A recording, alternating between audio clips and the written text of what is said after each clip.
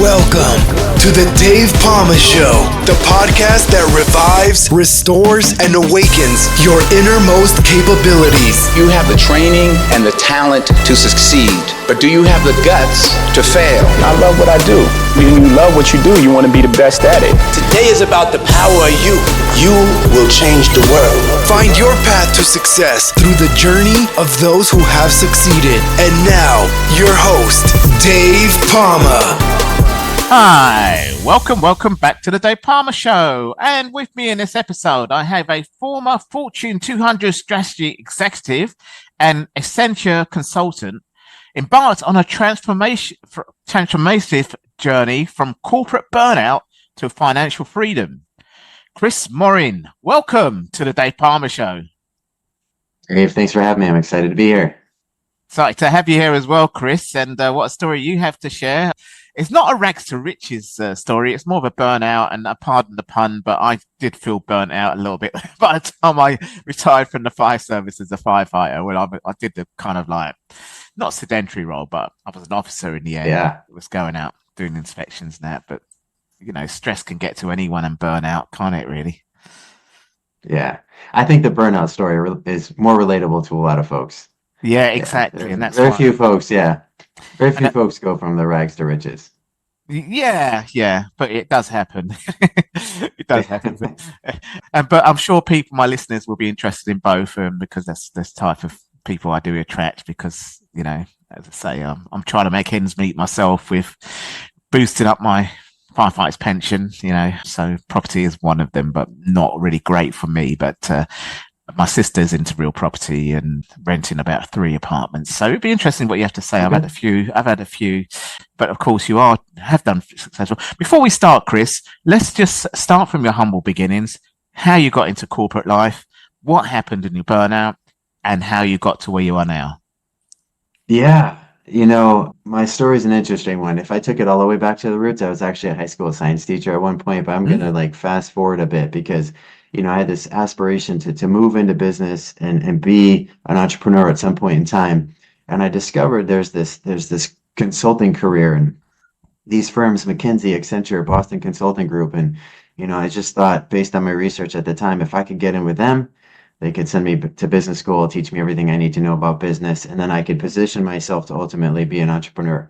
And that's exactly what I did. I got in with Accenture as a junior consultant. They obviously teach you everything you need to know about business at that point. And, you know, lucky for me, that line of work aligned to my strengths. So I started to move through the management ranks pretty quickly. But, you know, that was about 2007. And a few years into that, 2009, 2010, there's 2 very important things that happened. One was the burnout. So here I am, the young guy. By all accounts, I had 5x my income from when I was a teacher. Now I'm more of a senior level consultant, managing consultant, and you know I should be happy with where I was at. But I was realizing a couple of things. You know, I was on a plane 40 or 50 plus weeks out of the year.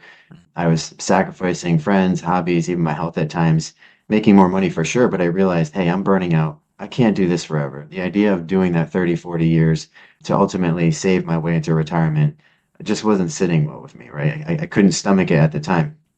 And then you layer on the Great Recession where, you know, essentially watched millions of people lose their jobs just with no foundation underneath them, wondering how they're going to put food on the table, and many more who may have only been a few years away from retirement, and God help those who were a few weeks away, had half their net worth ripped out from underneath them, right? So, you know, I remember just kind of thinking, there's got to be a better way, right, to create a more of a secure foundation, multiple strings of income, and prepare myself for retirement. So for me, you know, I obviously started doing research because I knew the answers were out there, the clues were out there if you just follow what the wealthy do, right? I mean, ultimately, they probably invest better than any of us. And you know, real estate was the theme that continued to come to the top. So I was dead set on figuring this thing out. And that's really when the journey began. And, you know, for me, initially, it was all about creating, like, again, more security, additional streams of income. I wasn't one of those people that was thinking, oh, I'm going to become a millionaire. I'm going to do it really fast. I'm going to retire early. That was never the goal. Again, it was all about security and long-term wealth. And I know that runs counter to what you know, some people are just looking for the quick win, but you know, real estate's a long game at the end of the day.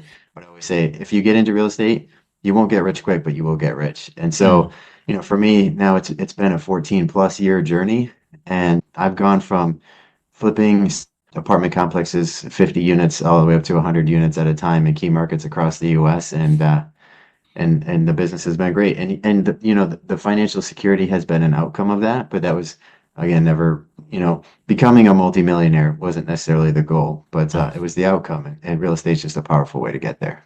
So you're a multimillionaire now, are you? I am, provided that there's no, repeat of the Great Recession as it stands on paper. Yes, I'm very fortunate All where I right. stand Okay. now.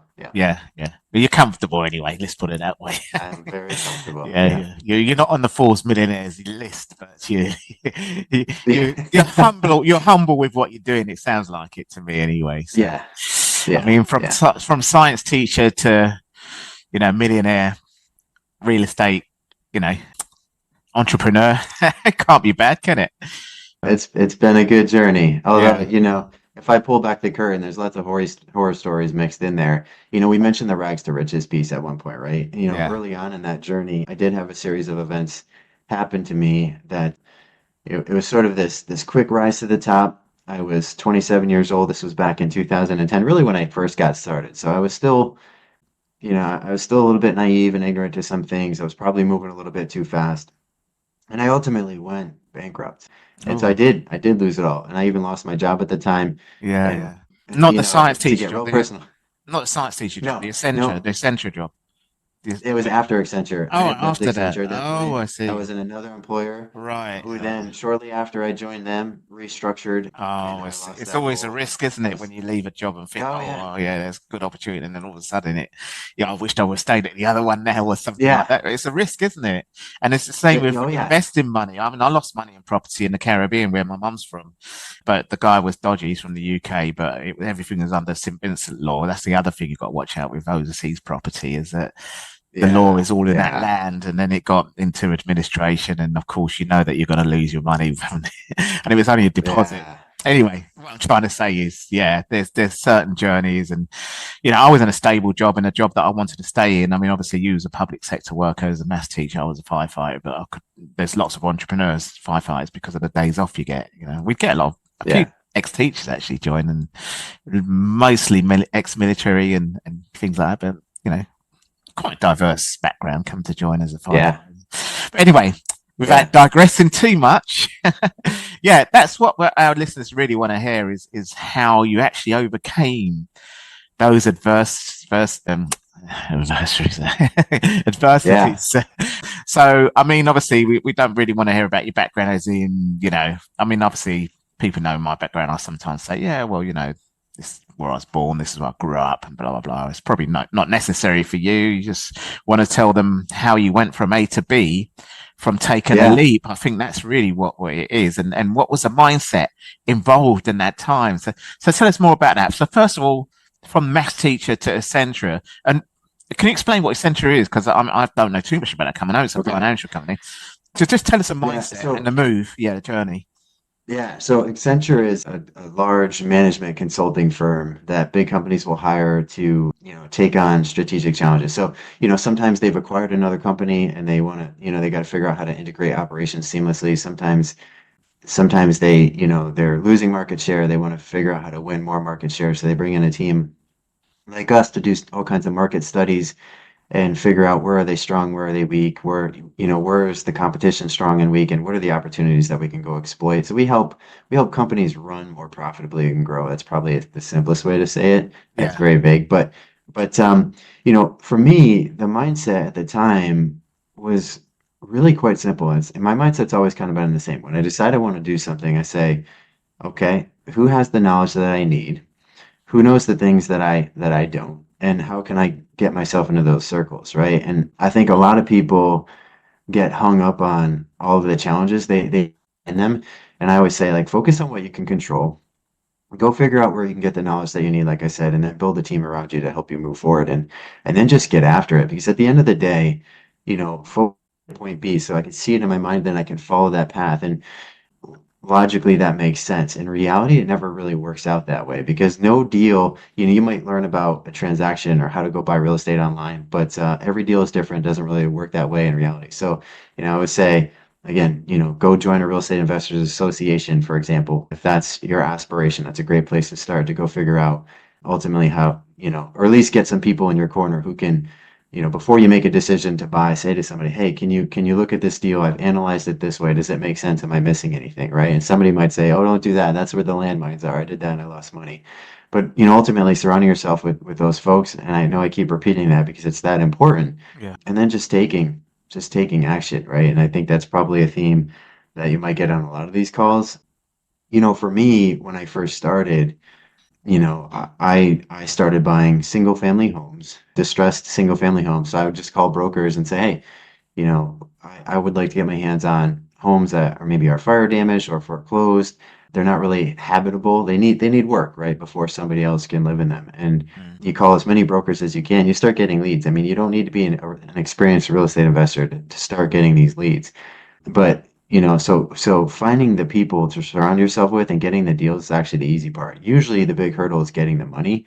And so when I first started, I didn't have the money. And so, I started by raising it from friends and family.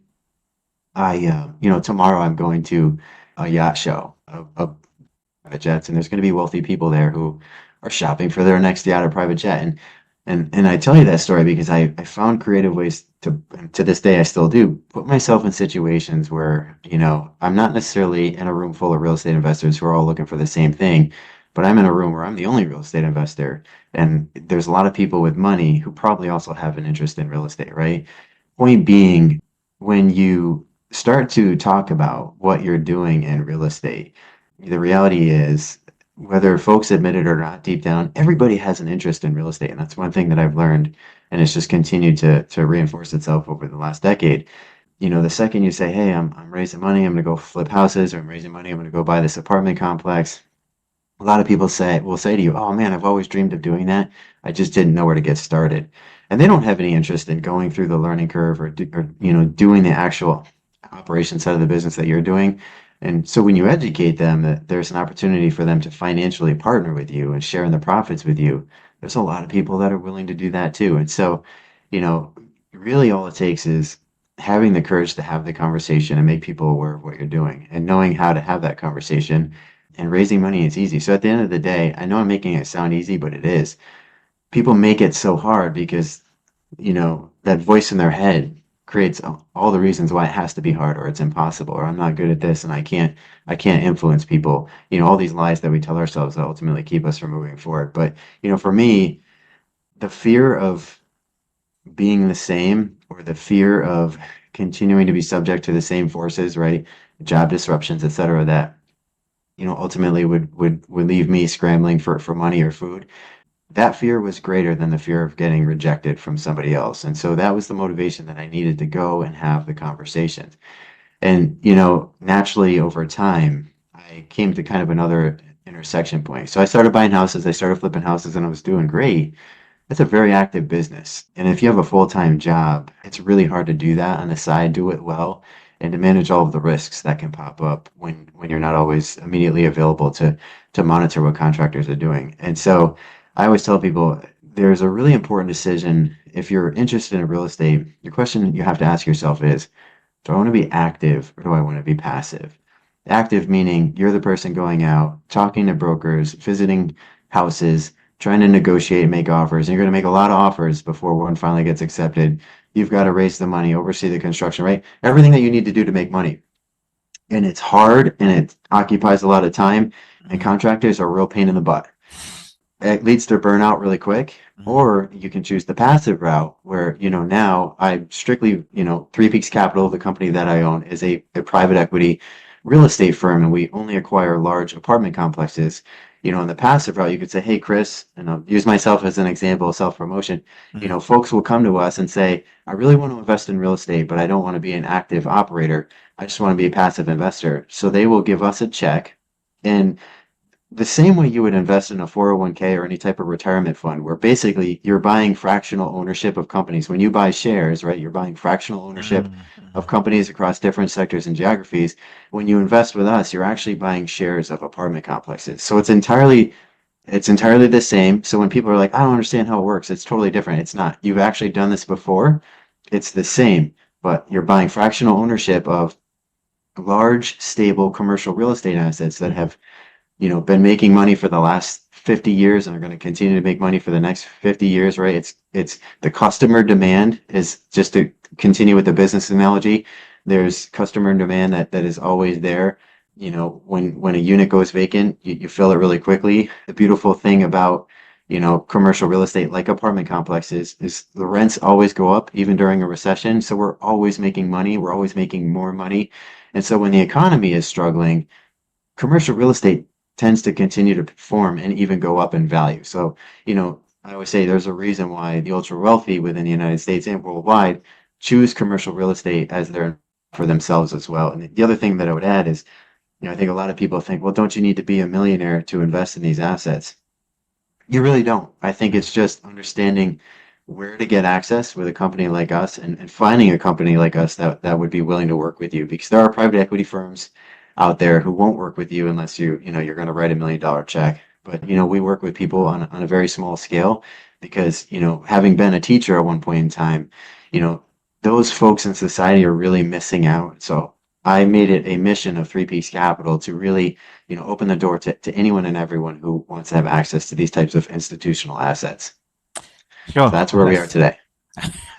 Excellent. Yeah, well, that's a good way to lead into what you're doing today. I didn't really need to say anything, really. I wanted to make clear to my, obviously, listeners how you got to, obviously, you did struggle a bit and you mentioned a bit about that. So that's what they want to hear, and how you got to where you are today. It sounds like it's more like a REIT kind of investment. Sort of, yeah, except, we're not publicly traded. And typically with those types of investments, you're investing in a blind fund. So you're basically, you'd give them, in that case, you'd give the money to Three Peaks Capital, and they would say they're just going to go buy whatever and do whatever with it. And under the promise that, we're going to go buy apartment complexes, and these are the types of return, what we're buying. And that's not actually how it works. The way that we're different, it's really referred to as a syndication. And so we would, if a listener, for example, was interested, they can contact me and say, I'm interested. I say, great.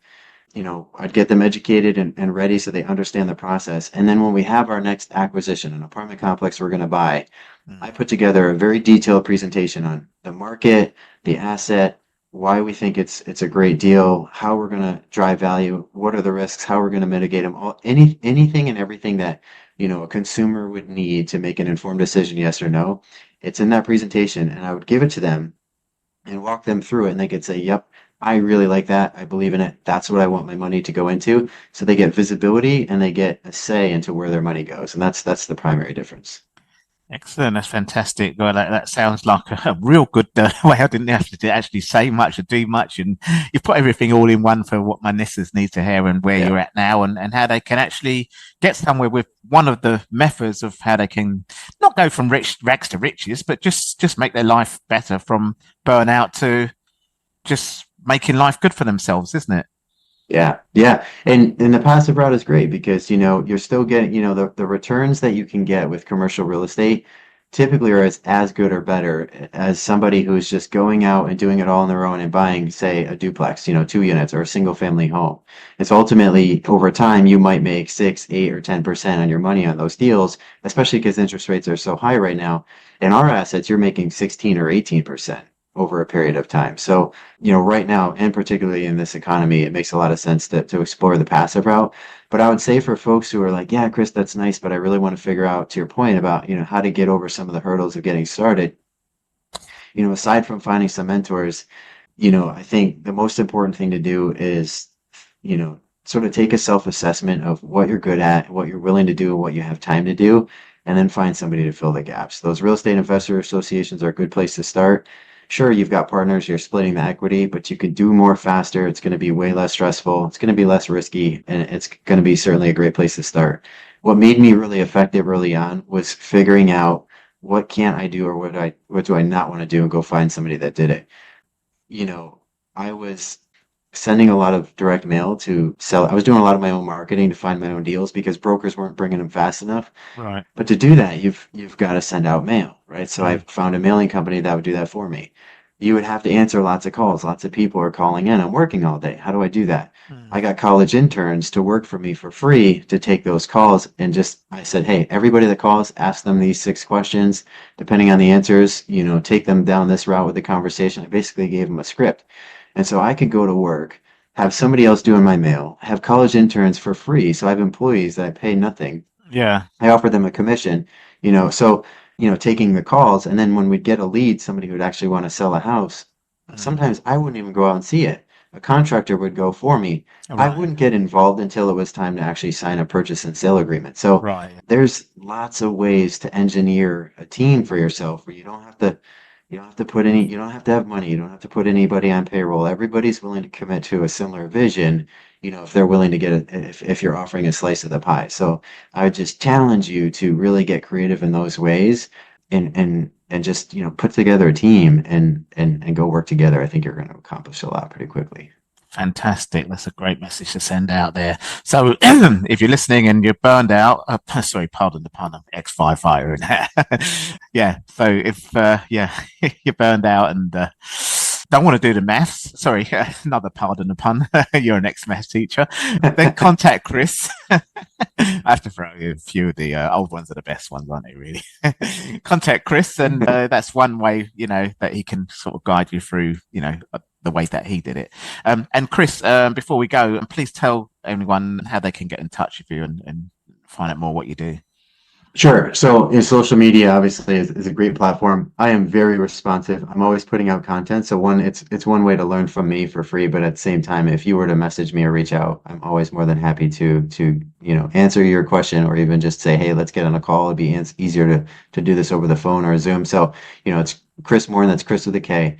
Find me on Facebook, find me on LinkedIn, and you can certainly visit our website. It's 3peakscap.com, and there's lots of free resources there as well. Fantastic.